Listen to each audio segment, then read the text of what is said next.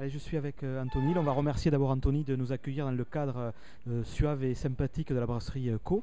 Donc Anthony, petite interview d'avant-saison. Avant de parler de la saison 2014-2015, peut-être un petit retour quand même parce que le Racing a vécu une très très belle saison en 2013-2014 avec en apothéose cette demi-finale contre Agen.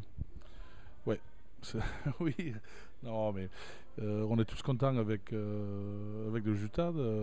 Après quelques années en bas de tableau, c'est vrai que ça fait vraiment plaisir. Quand même, on a fini que cinquième, donc on rêve d'un peu plus. Mais c'est vrai que moi, personnellement, j'étais surtout content avec la façon que je jouais, pas vraiment avec le résultat. C'était une saison très, très intéressante, et vraiment un spectacle pour nos spectateurs. J'étais, comme j'ai déjà dit plusieurs fois, j'étais vraiment le premier fan de ce club. Alors justement, la question qui se pose et qui brûle les lèvres à tout le monde ici à Narbonne, c'est de quels moyens dispose Narbonne pour faire au moins aussi bien la saison prochaine. Ouais, j'espère qu'on va voir avec le recrutement qu'on le fait. Encore, ça fait 3 ans qu'on est au club, on attaque la 4e saison, aux 3 ans et demi, aux 2 ans et demi, pardon. Je crois qu'on a fait un recrutement encore ciblé. On laisse partir quelques joueurs qui ne font pas vraiment plaisir à la base de supporters, mais encore pour qu'on reste dans nos projets, pour qu'on reste dans un budget restreint, pour qu'on reste avec des buts précis. Donc on essaie de faire qu'est-ce qu'on peut faire avec le budget qu'on a et de ne pas exagérer, mais je suis assez confiant que l'équipe qu'on a fait cette année pour 2014-15 va être très compétitive et j'espère même qu'on a renforcé des postes où on était un petit peu plus faible. Alors justement, l'année dernière encore, on a vu quelques difficultés dans le jeu devant en mêlée encore, même si on a vu de belles choses du côté de Benoît Zanon, du côté de Greg Fichten. Alors est-ce que vous avez ciblé notamment ces postes de pilier droite et gauche par exemple, ou de seconde ligne, parce qu'on sait qu'il faut aussi avoir tu es bien placé pour parler de tout ça, de gros tracteurs derrière la première ligne. Ouais, c'est drôle parce que c'est vraiment quelque chose qui ressort chaque fois, mais encore j'ai retrouvé beaucoup de confort dans notre discours cet été avec la tournée de l'équipe de France en Australie.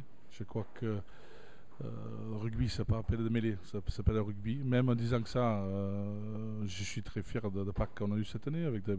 On a eu le ballon propre, mais c'est sûr qu'on a reculé un petit peu en mêlée de temps en temps.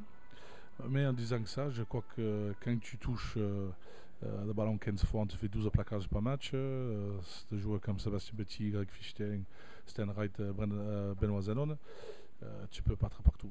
Donc à un moment donné, quand ils sont très performants dans le jeu, tu peux pas trop demander non plus à toute conquête non plus, quoi. Alors, est-ce qu'à ce jour le recrutement est bouclé ou on a encore 2-3 joueurs supplémentaires qui peuvent être annoncés dans les jours qui suivent? Oui, on a quelques joueurs, on est toujours en train de négocier. C'est toujours très compliqué de boucler le recrutement aussitôt, parce que même si les dates limitées viennent de passer, mais c'est compliqué quand on essaie de demander aux joueurs de top 14 de venir en Pro D2. Quand tu as un petit budget, avec les propositions que tu fais, c'est une situation un peu compliquée.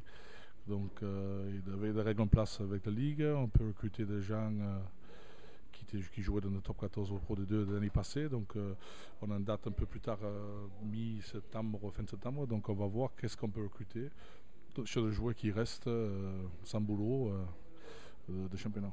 Il se murmure que Rocky Elsom rechausserait les crampons, remettrait un maillot. Alors est-ce que ces murmures sont fondés ou c'est de la rumeur, c'est Radio Hall qui s'exprime?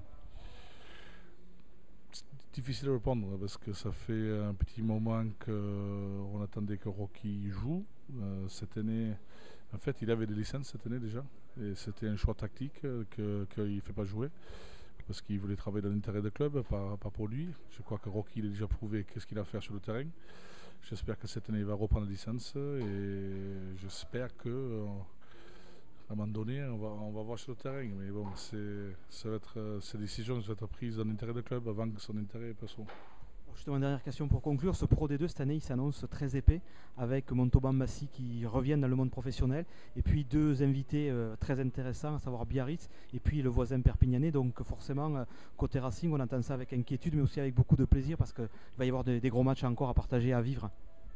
Surtout avec beaucoup de plaisir de trouver Perpignan. Je disais tout à l'heure avec un sponsor que pour moins de génération en moi, le plus grand public qu'on avait, c'était Perpignan de loin.